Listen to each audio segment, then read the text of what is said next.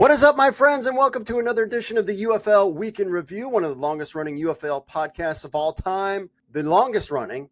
I'm your host, Mark Perry, and today we're diving into the heart of the United Football League. The league is only a week old. In this episode, we discuss the UFL's confirmation of the dispersal draft. We have full details on that.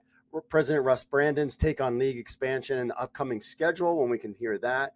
And plus, we have a pressing question of the week. Which UFL coach is under the most pressure this season? Plus, we have a rapid breakdown of all sorts of things on the latest news. Plus, we talk fantasy football, the phone app, Mike Mitchell and Anthony Miller heading to Sports Illustrated, and my take on a little conspiracy theory. And we'll get to that later on in the show. So without further ado, folks, let's just get into the week that was the UFL. USFL is in business. The XFL is underway. There's no doubt spring just got stronger. All right, let's get into the news. The UFL confirms the player dispersal draft details. Now, we also were reporting this. This was kind of leaked out there. So the UFL officially confirms the player dispersal draft process details January 5th, which is today. The second phase will be January 15th, where players not selected in the first round, available for all the teams, will be a part of that second draft. Training camp starts February 24th. We were hearing February 23rd in Arlington, with final rosters set at 50 players and actives at will be 42 players on game day. So they can protect up to 42 players from their 2023 roster. So what we've heard, and actually we've heard that teams actually have to cut down their rosters. Remember, they were signing guys, letter of intent and all that jazz. They have to cut down. So here's the process for today. The UFL is going to be selecting from UFL players, and the XFL is going to be selecting from XFL players. They're going to just kind of keep their two pools differently and not merge together. Kind of goes into a conspiracy theory that this kind of league is together, but at the end of the league, if things don't work out, they could potentially break apart. If you've noticed that, even though the XFL has changed its YouTube channel, all social media websites are still up. They're all not directing to one location. Maybe that could change. But for now, and I think it also probably what it has to do with is that they've been scouting their player pool of players, even though there's probably some crossover. So to just keep it the first round, that could be the way. So they got to cut down to 42 players today. That's going to happen in the morning. Then in the afternoon, they're going to select. There's a 20-round draft. It will not be televised. We probably won't know details until either it's going to get leaked, but I think official word won't come until maybe Monday, because they've got to, sort through things and whatever. Then they're going to have their roster will be 62 players after that. Then for the remaining up to 72 players, I believe is So, and then on the dispersal draft on January 15th, they can bump up those players, and they'll have 75 players per team with a final roster of 5 players. They're also going to have a third quarterback rule, kind of what the NFL does in case the first 2 get injured. And then, of course, game day, we'll see 42 active players. So that's how it's going to work. It'll be really interesting to be on social media. Twitter is probably the best spot, even though Twitter has just kind of gone downhill, to see where players, if they mention what teams they're on. But remember, you've got the Roughnecks, are really the gamblers of the USFL. So you have the Showboats, you have the Birmingham Stallions, Michigan Panthers, and Houston Roughnecks / gamblers. They'll do their thing with their players on their side. And then in the XFL, DC Defenders, St. Louis Battlehawks, Arlington Renegades, and San Antonio Brahmas will kind of do their thing on their side, and then they kind of have this dispersal draft and we get going. So stay tuned to UFL News Hub for all the latest details, but there is what is going on with the dispersal draft and the big draft, January 15th. UFL President Russ Brandon, he was on radio. Now, a lot of these guys are hitting the radio scene this week. There's so many coaches out there. There's still content that we need to go through that other coaches are on there, but he's been making the rounds. He talked about, he was on ESPN radio, and he was talking about the emphasis on the fan turnout and how great St. Louis Battlehawks is.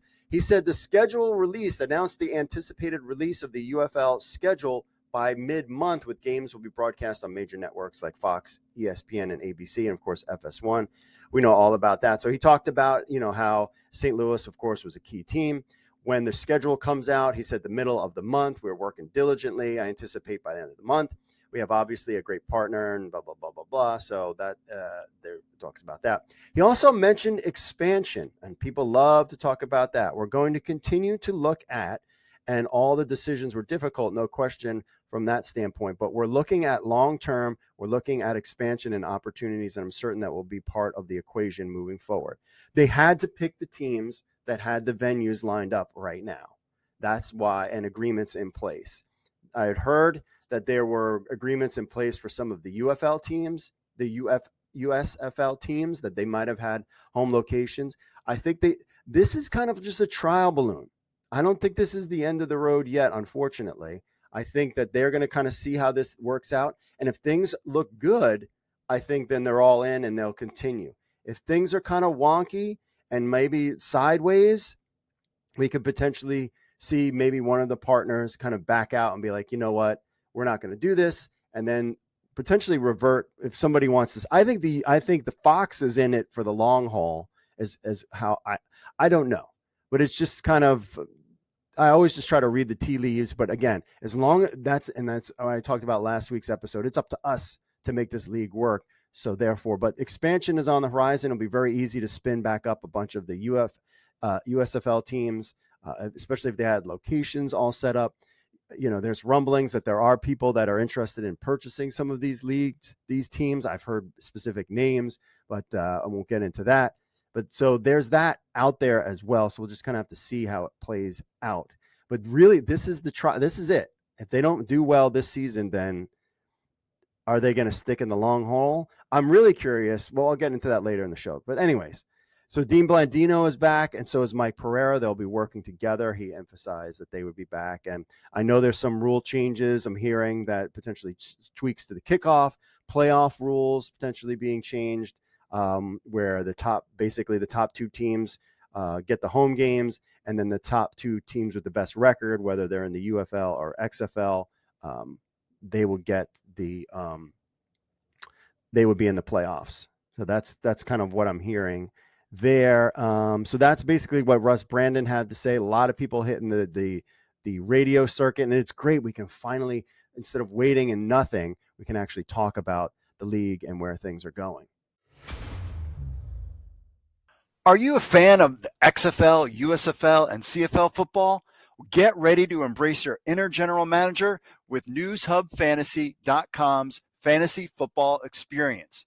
NewsHubFantasy.com offers you an unparalleled fantasy football platform, bringing together fans of the XFL, USFL, and CFL football leagues. Compete in season-long fantasy with leagues up to 6 players. You can create your own for friends, or you can join an existing league. Draft your ideal team with our 7 active roster spots, including a quarterback, running back, wide receiver, flex, tight end, kicker, plus 3 bench spots. Show off your football knowledge and strategy and dominate your league. Our user-friendly interface makes it easy to manage with your team and get the latest news in your XFL or USFL or CFL leagues on the go. Plus, News Hub Fantasy offers mock drafts, pick'em games, and so much more all season long.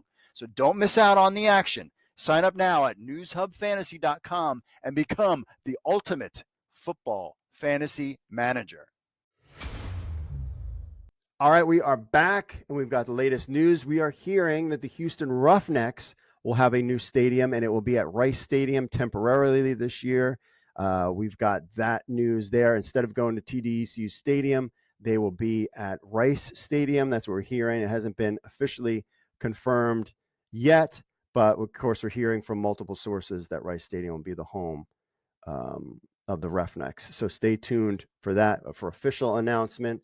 Memphis Showboats John DeFilippo was on the radio, and the Memphis Showboats is a team that I'm covering. He talked about, it was a really interesting, good interview. He's a very cool guy on Sports 56 Morning. Talked about the excitement of the merger of the league, the overwhelming interest that people have had. He said he received 1,100 emails in his inbox from agents and players wanting to be part of this thing. Challenges of coaching in the NFL and the talent pool, the process, his personal health, and I'm not even going to he had an autoimmune disorder. If you remember, he had like running on the field was kind of like a big deal for him. So he was doing a lot better. He talked about his health situation, and he also talked about his coaching staff. So he has Carnell Lake will return as defensive coordinator from his work with the Showboats. Paul Pasquale will be as a linebacker coach. He was part of the Detroit Lions, Dallas Cowboys, and the Bill Parcells. Cornell Brown, former first-round pick of the Baltimore Ravens and Virginia Tech Hokie, go Hokies. He was be the defensive line coach. Doug Martin will be the offensive coordinator. Jim Turner will be offensive line coach. He worked with the Dolphins, Bengals, Texas A&M. Kurt Dahl, he will serve as the running backs coach and special team coordinator. And TJ Vernieri and Hunter Hughes will be both quality control guys and helping out. So there he does let know what your Memphis Showboats coaching staff is. They also have, I think it's Bill Polian's son is now the general manager. There's that. I don't know if that, we haven't had any official word on the coaching staffs just yet, but I think after we get past the draft, maybe today, I'm hearing rules and coaching staff is coming up real soon. So they're just trying to lock all that down. The USFL, XFL, and USFL sent refunds to season ticket holders, not part of the UFL. Those are, you know who you are, Jason Ganella, who is the head of the ticketing stuff. So he basically says Canton, Generals, Maulers, Vipers, Guardians, Sea Dragons all got their money back. If you didn't get that money back, ticket at the UFL.com, and they will hook you up, make sure you got that. So the teams that didn't make it, that were taking season ticket holder deposits, they are out. So unfortunately, our friends from Canton will not have a team they won't have a team there, and that's unfortunate. They also probably won't have a game there because there's rumblings that's either St. Louis or potentially Arlington, since that is the hub to have their championship game. I would definitely do St. Louis, but I think they're trying to super save money this year to see if this thing is going to work. And if they don't hit their numbers, I could definitely see that things could change and entities, Redbird could be out. I don't know.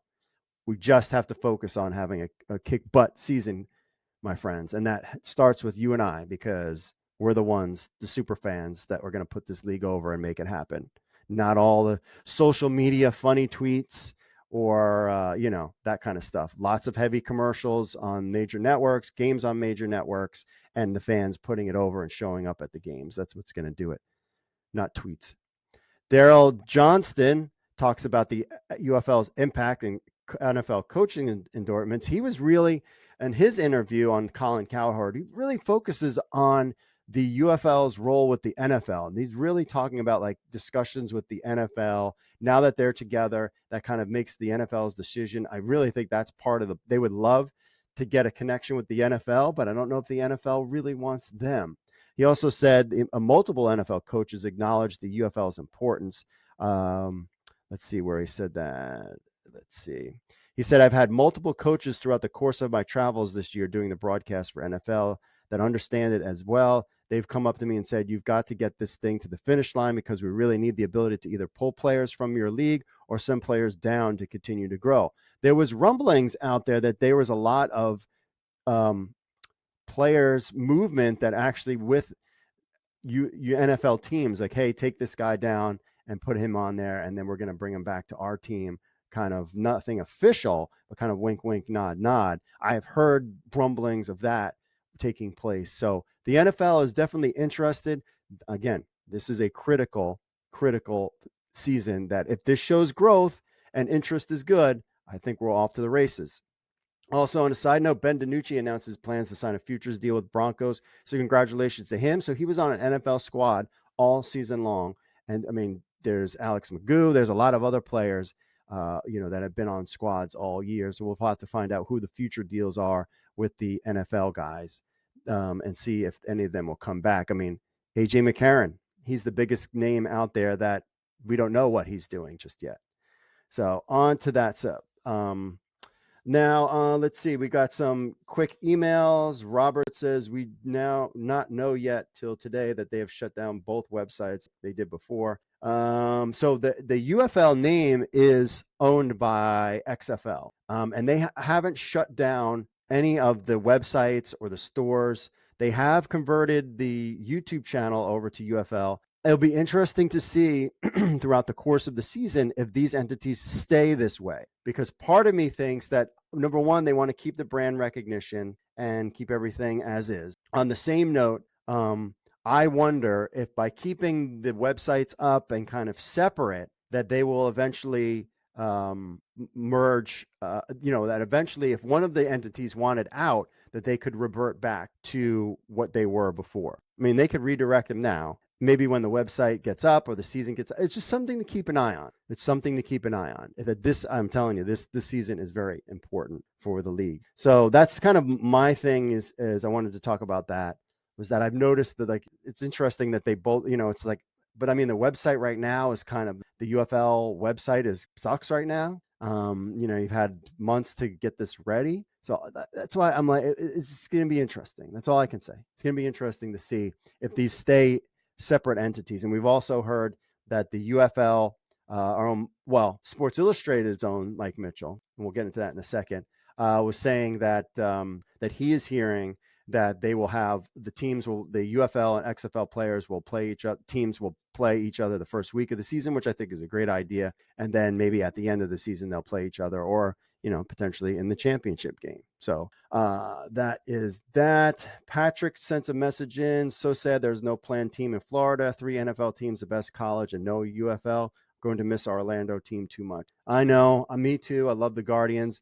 Heard that the other coaches had signed deals. We haven't heard where they're going or what the deal is with that. But let's, if we can kick butt this year and really have a good season, I mean, don't give up hope yet. These franchises could return. I really hope Orlando. I think it's a good spot. I would love to have a team in Florida.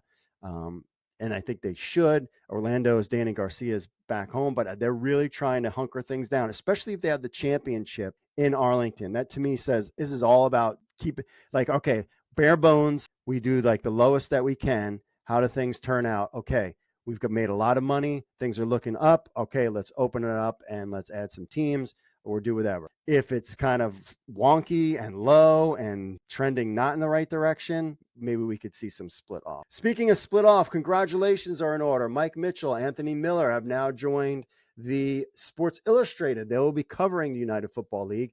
And as I am on one side, I'm like, this sucks because I lost 2 of my great writers. At the same time, the UFL and News Hub family is all about providing opportunities. We have 2 guys that have now moved up to Sports Illustrated. We have another that works for the UFL. I mean, I've written letters of recommendation for colleges and for jobs for people. So it's in the past. So I'm a proud papa. And I don't worry, Mike Mitchell and Anthony Miller will appear on this podcast. I promise you that. They will reach out and talk to them during the season. And I'm excited. And I think it's great for the game to have Sports Illustrated and these guys really being able to go all in. And there's more than just them working at Sports Illustrated to cover the UFL, which I think is good for the league. Is it good for us at UFL News Hub? Probably not, to have more competition. And that's why you could be a little baby about it, or you can diversify. And that's where things are going with us. So that's why there's very close to having a phone app out there. Again, the phone app will also be ad-free, trying to go ad-free this first season. So the phone apps, they're on their way too. Plus we have News Hub Fantasy. With that, you can sign up right now if you head over to News Hub Fantasy and start making your leagues now. I went through it yesterday. That's why this podcast was late. I really wanted to make sure that everything was tip top. Magoo tested it like on mobile apps. It's a lot better. I've added new pictures, cleaned it up a lot. So I think it's looking good. All you can do right now is there's 16 teams. And then you can, I have to keep it that way because I didn't get to test as much as I wanted to during the off season for during the CFL season, because that was the goal, was to keep things going for the CFL season and really tweaking things and adding features and all that other stuff. So I'm going to be adding a lot on top of it as we move forward. Knockout pool is coming. Pick'ems are already there. And there's a lot more I'm going to do. We're going to add a lot of DFS things involved in there. I want to build a lineup builder, but I can't do that until I get the rosters, until I can get the data and see where my API is coming. Because if I have to hand jam all this stuff, like I can't do it. I just can't do it. It's just not worth. It's not, the squeeze isn't worth the juice. I might, you know what I mean? I did it last season for the XFL. The UFL had an API. And so I'm just kind of seeing where all that kind of plays out. And then the CFL had an API, and I was ready to use it and just hammer away all summer long and adding all sorts of fun stuff. But they never got it going. And who knows if they'll even get it. I mean, they have a whole season. Hopefully they get it together. So we'll see where all that kind of goes. So we have the phone apps, and that's why there's a survey out there. If you head over to any of our social media stuff, or if you want the survey, you can email me, podcast@UFL News Hub. Fill out the survey.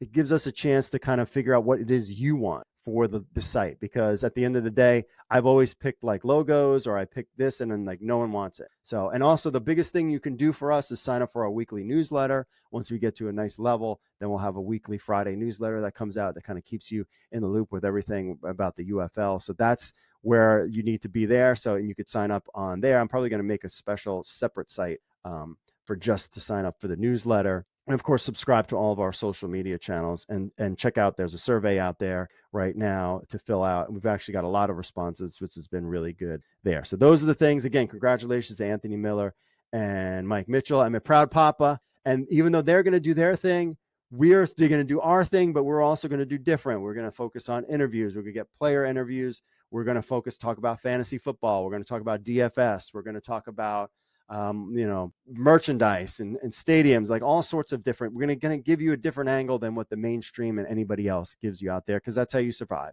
The web has changed tremendously over the last 6 months. I think we're moving in a new direction. Things that used to work don't work anymore, and there's just going to be there's just tremendous change going on right now. And I am keeping my fingers on the pulse of everything.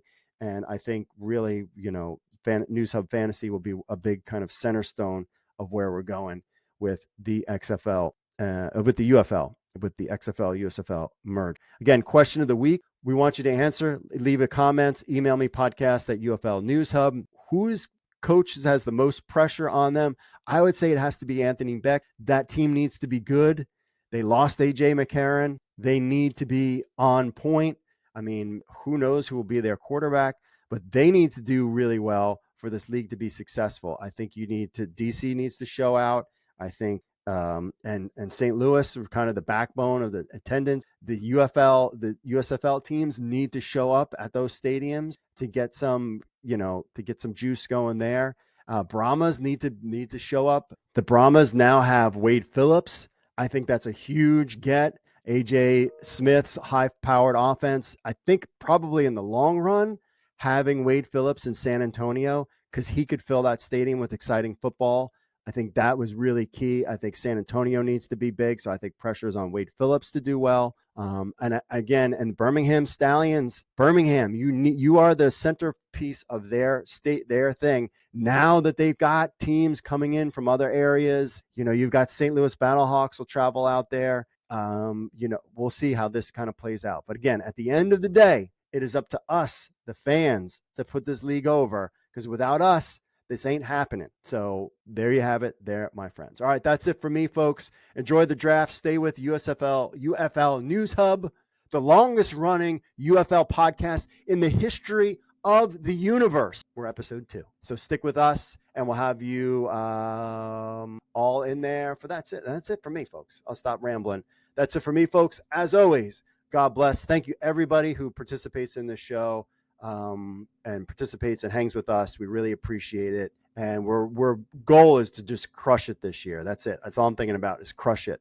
Don't be a little wuss. So that's it for me, folks. As always, God bless. And and also, if you've got a podcast or show you want me to appear on, message me, podcast@XFL News Hub or UFL News Hub. I'm already scheduled to be on some podcasts. I don't care if you're a 100% competitor of mine. I'll be on. We'll chit chat, and it'll be good to go. All right, that's it for me, folks. As always, God bless, and I will see you all later.